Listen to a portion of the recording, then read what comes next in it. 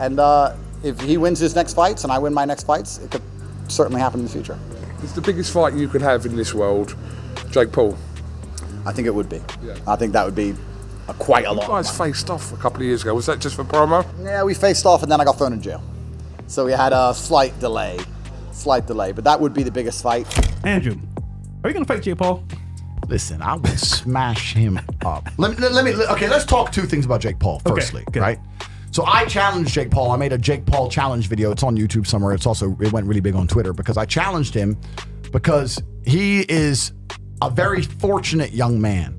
And he's fortunate because he's extremely rich, because he's allowed himself to become the biggest clown on the internet, and now he's famous, right? Because he's an idiot.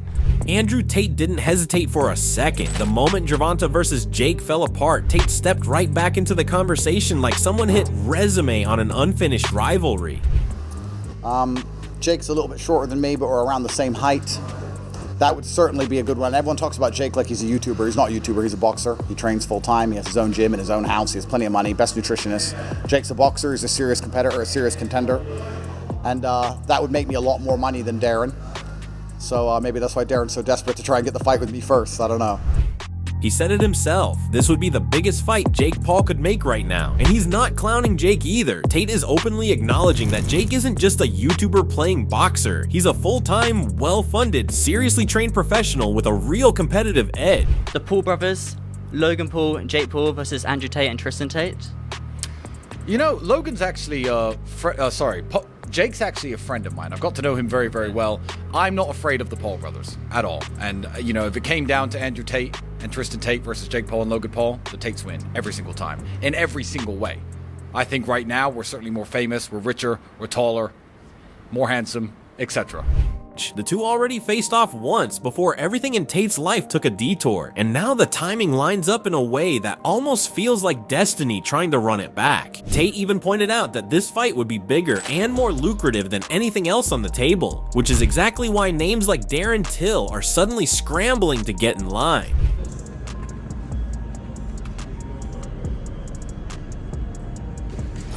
But I think you're going to get this, aren't you? After the 20th, you're going to get a hold everyone basically involved in that world wanting to fight, as you described, as the money fight. Yeah, after I knock out Chase, everybody in the world's going to be trying to get hold of me. There's no doubt about it.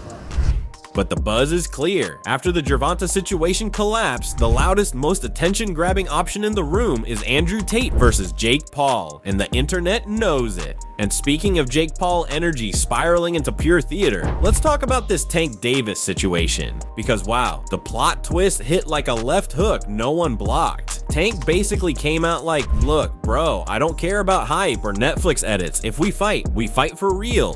Conor McGregor. Hear what Jake is saying. Look what this is the most Tank risky Davis fight response. that Gervonta could take in the boxing. He actually has the balls and he's putting it on the line. And it's a much tougher fight than Floyd had against Conor in a crossover fight like that. So respect to him. It's going to be a show, and we can talk our shit at the end of the day, but people are going to tune in and we're both going to show out and someone's getting put to sleep. Watch what Tank says. This is really scripted. Like, you really going off of something, huh? You see how you just threw that out there, Floyd, so I could just, y'all might not catch it, but right, okay. Jake is out here complimenting Tank's aura, calling him a showman. Meanwhile, Tank is staring like he's negotiating with a wall. Then that one word, scripted, gets thrown in the air and the room just stops. Jake went quiet like somebody muted his mic. Tank's message was loud. He's not trying to do a friendly exhibition or some Mike Tyson style scripted showcase where everyone just touches gloves and smiles for cameras. What did you say? What did you say? I don't know. Nothing. She said we caught it, so we on the same page. Damn. Alicia? Crazy. You seen how Jake stood shut? He stood silent. He said, what are you saying? Jake knew what he was saying. That's why he canceled the fight, bruh. I don't think it's because of cases, none of that. I think Jake was trying to offer him something where he can script a fight. Probably Jake was telling Gervonta Davis, let's make it a tie. But Tank is like, nah, I'm gonna knock you out. And Jake didn't like that. I'm gonna keep it real. I think this is what that is, bruh. Tank only knows one mode: real punches, real risk, real ending. If Tank steps in the ring, someone is getting powered down. down. That's not marketing, that's just who he is. And as soon as Tank shuts the door on anything scripted, the whole crossover world shifts, which brings us right into Tate. The man didn't just sign with Misfits, he looked at the entire influencer boxing scene and said, fine, hand me the keys, I'll run it. And he meant it. Tate basically said if he's going to be CEO, he's not going to sit in a suit pretending. He's about to punch his employee of the month in the face. When I first heard you linked with Misfits, my initial reaction to it is there's no way Tate does Misfits. There's no way that Tate does this. But I mean, fast forward kind of months after, you're fighting in Dubai on the 20th. I mean, it's actually quite insane. Yeah, it was a relatively spur-of-the-moment decision for me. I mean, I've always been in shape. I've always loved fighting. Obviously, I've always trained. But the opportunity arose to become CEO, and I thought if I'm going to be the CEO of this organization, I need to make it as big as possible. So I had to find the best fighters that people really want to see. It's very convenient. That's also me. So I'll put my money where my mouth is, and I'm going to get in there and I'm going to do it. I'm going to become the heavyweight champion. He's training, he's active, he's shaped like a heavyweight statue someone forgot to put in a museum, and now he's promising to become the heavyweight champion of this whole crossover circus. Meanwhile, Jake Paul is somewhere writing down CEO fights are now a thing in his notebook because the rivalry energy here is wildfire. We're talking two egos the size of stadiums, two brands that break the internet by breathing, and two guys who actually train. You, me, the whole planet. We all know if Jake versus Tate happens, we're not watching boxing, we're watching a billionaire business seminar mixed with a pay-per-view gladiator brawl. And honestly, I'm grabbing popcorn early.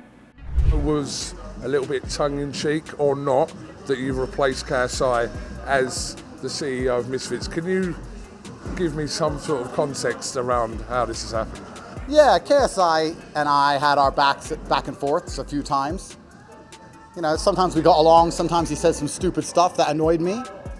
And if you understand how this world works, it's not just boxing, it's politics, it's inter-country relationships, it's business, it's money behind the scenes. And when money's moving behind the scenes, people move with it or people get replaced with it. So if more money can be made by having an interesting CEO like myself as opposed to a boring CEO like himself, then that's his problem. And then this is where we end up, right?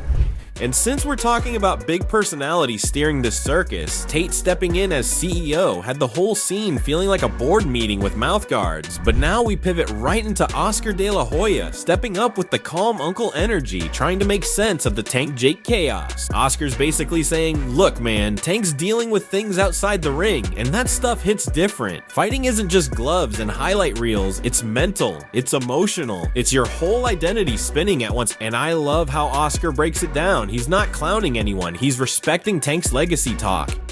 Outside the ring, for some reason he gets in trouble. You know, I'm not sure what he's going through, or if he is going through something. Man, we wish him, you know, all the best, and hopefully he gets back on a straight line. You know, we always wish that for fighters, because this is a tough sport. You know, that gets into your psyche and kind of with you. You know, but I think Tank Davis, yeah, he has his whole career ahead of him. He flat out says Tank doesn't want exhibitions because that's not who he is, and honestly, he's right. Tank doesn't do light, Tank only knows lights out. But Oscar also hits that real note. We want Tank back in big fights. We want the best versus the best, not drama headlines. And you could hear it in his tone. This isn't gossip, this is someone who's seen champions rise, fall, lose themselves, and rebuild. He's basically telling the whole boxing world, relax, let the man handle his storms, then let's get back to real fights that make you jump off the couch. I really do wish he gets his, I can't even say life, because I mean, I'm sure his life is together. It's just, you know, maybe he's going through a few things, you know, personally, and he's got to just get them together and move on. Let's go. Let's get the fights, you know, that the fans want to see. Let's make them and give the fight fans, you know, some excitement. Oh, so we just pivoted from Oscar's calm, let the man handle his storms vibes straight into Wade Plemons dropping the nuclear truth bomb, and wow, it hit like a Jake Paul uppercut you didn't see coming. I mean, Oscar's there all wise and collected, giving Tank the veteran respect talk, and then bam, Wade comes through like, KSI, forget it, well, they can go F themselves. I love the audacity. We were all sitting here hyped for a generational clash, a finally someone to match Jake's energy moment. And just like that, the fight evaporates faster than Jake's patience in a press conference. John Fury, Tommy's father and trainer, recently told IFL TV there were ongoing negotiations with Paul. Quote, "Well, we're trying to figure out what we can. We're looking at Jake Paul's rematch. We're trying to dot a few I's and cross a few T's. I've given him a number.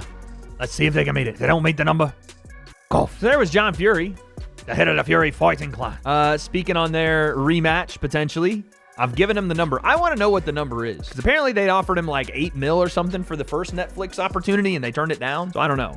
Honestly, I don't blame KSI. He's off focusing on music and YouTube anyway, but you can't tell me this isn't some twisted soap opera level plot twist. I mean, we literally went from pay-per-view gladiators to nah, I'm busy real quick. I'm laughing, I'm shaking my head, and I'm low-key impressed by the savage honesty. And the wildest part, we've all been hyping this fight for years, mentally planning the press conferences, the memes, the inevitable Jake KSI slapstick Twitter war, and now we're just left with the memory of what could have been a generational moment canceled by pure ego and personal priorities. It's brutal, it's chaotic, and honestly, it's peak Jake Paul drama. And now, let's talk strategy versus chaos. Jake's hit list was already part ambition, part ego-fueled fever dream, and now the KSI card is officially shredded, leaving us staring at a buffet of fights where every option is a gamble. Had the fight happen, Davis would have been the 7th person on Paul's list of 12 desired opponents, a list that also included Conor McGregor, KSI, Canelo Alvarez, Kamaru Usman, and Paul's older brother Logan. I forgot that Usman was on the fucking list, dude. I forgot that he was like, yeah, let me get a piece of Kamaru Usman in boxing. Oh, okay. To date, he has fought Anisan Gibb, Robinson, Askren, Tyron Woodley twice, Nate Diaz, and Tommy Fury from the list. Paul has also had victories over former UFC fighters Anderson Silva, Mike Perry, and boxers like Andre August, Ryan Borland, Mike Tyson, and Julio Cesar Chavez Jr. With the Davis fight off, most of the names on the list crossed off, it's time for a new set of goals for Paul. So here's the new hit list. Oh God, I see number 1. One that Paul says will keep me busy for a few years.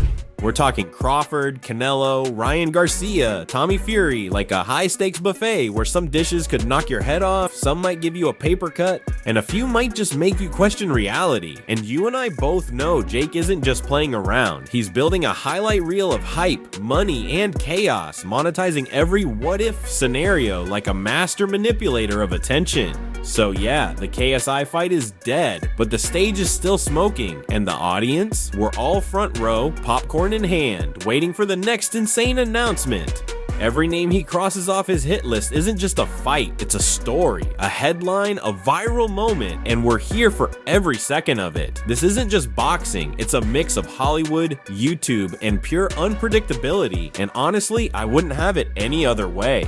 So when you step back and look at this whole thing, it's not just Jake, Tank, or Tate individually. It's the entire influencer boxing universe hitting a new evolution stage. Tank made it clear he doesn't do performance art, only real consequences. Jake is chasing legacy and spectacle at full speed, trying to prove he's more than headlines. And Tate just walked in like he owns the arena, the promotion, and the storylines. This isn't just boxing anymore, it's ego, business, pride, and entertainment all swinging at each other under bright lights. And now the big question is on you. Who's actually winning this era? Is Jake versus Tate the move? Does Tank come back and flip the table again? Or does the game shift one more time before we even get to the walkouts? Drop your take in the comments. Let's debate it. And yo, don't ever forget to like, share, and subscribe to Boxing Headquarters. See you in the next one.